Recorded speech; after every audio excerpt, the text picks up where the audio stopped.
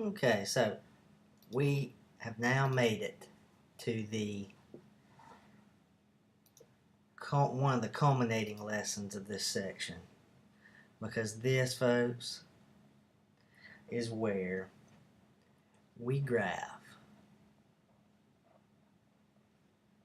our complete and total function.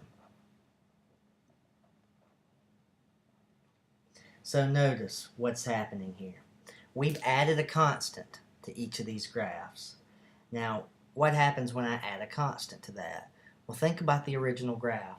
When you add a constant to a t-chart like that, it's just adding to your y-coordinate. So if I'm adding k, I'm making my y-coordinate bigger. If I'm subtracting k, or adding a negative k, I'm making my y-coordinate smaller. So basically, all this k is going to do is this. If k is greater than 0, then what it's going to do is it's going to vertically shift up k units. If k is less than 0, it's going to vertically shift down k units. Okay? So this is where we are vertically shifting. Now your book's going to call it vertically translating. When I learned it as vertically shifting. So you'll hear me say the word shift instead of translate. So don't let that worry you. Okay, they mean the same thing. Alright, so let's look at our problem. Graph this function. Y equals 4 plus 2 sine of 1/3 x. And let's graph it on this interval. Let's graph it on this interval. Alright, well, first and foremost, let's begin by finding the amplitude. The amplitude is going to be the absolute value of 2, which is 2. Okay, so no problem with that. Alright, so let's find the period. The period is 2 pi divided by b. Well, b in this case is 1/3. So that's going to give me a 6 pi. Alright, so what is our increment of our graph? What is our increment? Well, we have 6 pi period divided by 4, which is going to be 3 pi over 2. So our increment here is going to be 3 pi over 2. 3 pi over 2. Now, when you get ready to graph this, go ahead, draw out your graph. Now, we have an amplitude of 2. So I'm going to go ahead and mark that off. We have an interval from negative 12 pi to 6 pi, but our increment is 3 pi over 2. So I'm going to start at 0. I'm going to go 3 pi over 2. Then I'm going to add 3 pi over 2 again. That's going to give me 6 pi over 2, which is 3 pi. Then I'm going to add 3 pi over 2 again, which is going to be 9 pi over 2. And then 6 pi. So notice what we did there. This is just going up by 3 pi over 2's. And notice that it just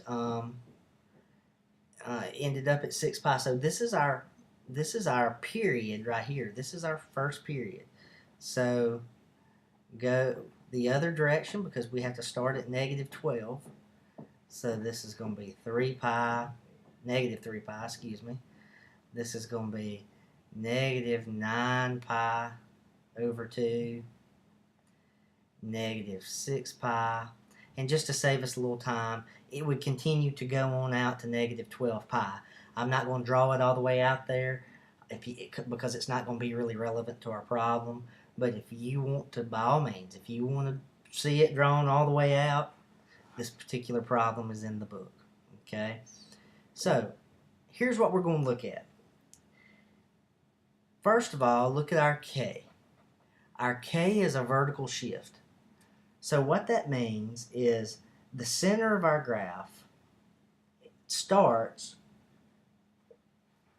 where would the center of our graph start? Okay, well, it's going to start at 0, right? The center of our graph is 0, and we are amplitude 2 units away. So what I'm going to do is I'm going to take 0, since this is a positive 4, I'm going to add 4, and this line right here is the new center of my graph. This is my new x-axis. This is my new x-axis. Now, our graph has an amplitude of 2. So I'm going to have to carry this on up 2 units past our new x-axis. I hope that makes sense. Basically, I just shifted our x-axis up 4, and I did the amplitude from that point instead of doing it from the original line. Okay? So our amplitude is done from the new x-axis. Now, why did I do that? Because now all you have to worry about is graphing this right here. Okay, we don't have to worry about the 4 anymore. We shifted it with this new x-axis. So we just have to worry about now when you make your t-chart, of all you got to plug in is this right here. This is the only part you need to worry with plugging values into. So I have 0, 3 pi over 2, 3 pi, 9 pi over 2, and 6 pi. This is one period. Okay, so take 0. 1/3 times 0 is 0. So the sine of 0. Sine of 0, hopefully you know by now, is 0. And 2 times 0 is 0. Okay? Now, 3 pi over 2. 3 pi over 2 times 1/3. 3 pi over 2 times 1/3. Now notice my 3's cancel, so that just leaves me with a pi over 2. So what is the sine of pi over 2? The sine of pi over 2 is going to be 1. And 1 times 2 would be 2. Okay? So 3 pi. So this is 3 pi times 1/3. Well, 1/3 times 3 is 1. So this is the sine of pi. So pi, the sine of pi is 0. 0 times 2 is 0. I'm just plugging in the function in the box, just like we've done before. Alright, so 9 pi over 2, when you plug it in, it's going to give us a negative 2. It's going to give us a negative 2. And 6 pi is going to give us a 0 once again. A 0 once again. Now, here's the issue. This is where people run into problems. Because if you look at what you have here, 0, 0 is down here. 3 pi 2 is right here. 3 pi 0 is right here. Okay? We're not graphing from the original x-axis. We're graphing from the new x-axis. So really, 0, 0 is right here. 3 pi over 2 up 2 from the new x-axis. 3 pi 0 on the new x-axis. 9 pi over 2 down 2 on the new axis. And so on. Okay, so when you go back the other direction,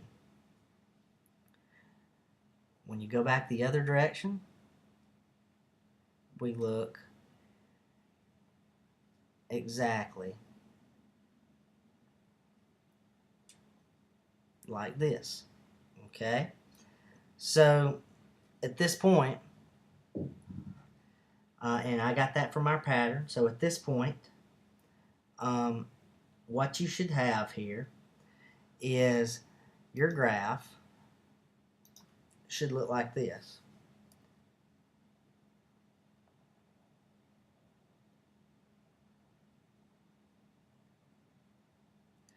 I needed to draw this point over a little bit. It should be right in there somewhere instead. That point should be right there. Alright, so this would be our 4 plus 2 sine of 1/3 x. Now notice we didn't have to deal with the 4 because we shifted and had the new axis. So be careful as you do that. You're graphing from the new axis, not the old one, okay? Now that's one way to do that problem.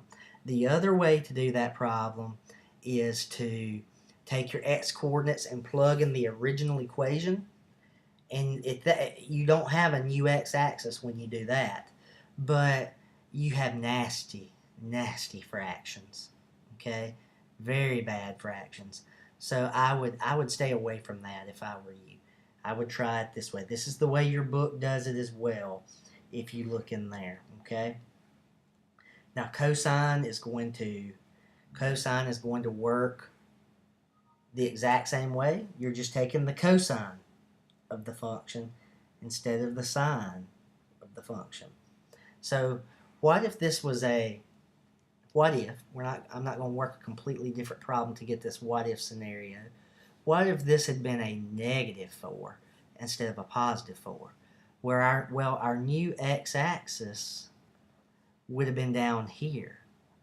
And we would have had to extend it 2 units further because of our amplitude. We would have to extend our y-axis 2 units further because the amplitude, remember, is 2 units from the horizontal axis. And when you shift that horizontal axis, it's 2 units from the new horizontal axis, okay? So if that had been a -4, that's how you would have shifted the problem, and we would have graphed everything from there. So it would have gone something like this. Had that been a -4, it would have gone something like this. Okay, so keep that in mind. That's the difference in having a +4 for a k value and a -4 for a k value. Now whether it's sine or cosine is not really a big deal. Cosine, instead with sine, we looked at the y coordinates to get our answers for our y values. We were looking at y coordinates when we substituted back in. Cosine, remember, you're just looking at the x coordinates. If you have any questions with this, please let me know, because like I said, you're going to have to replicate a graph. I'm going to give you something like this, and you're going to have to be able to graph it for me on midterm and on final. This doesn't go away. This is a major concept, okay? That's why we have it right here, right now, okay? This book teaches it very early so that you have it in your mind early on, and it's going to help you throughout the rest of the way. So if you have any questions, please let me know. We have one more video, and we will be done with section 3-2.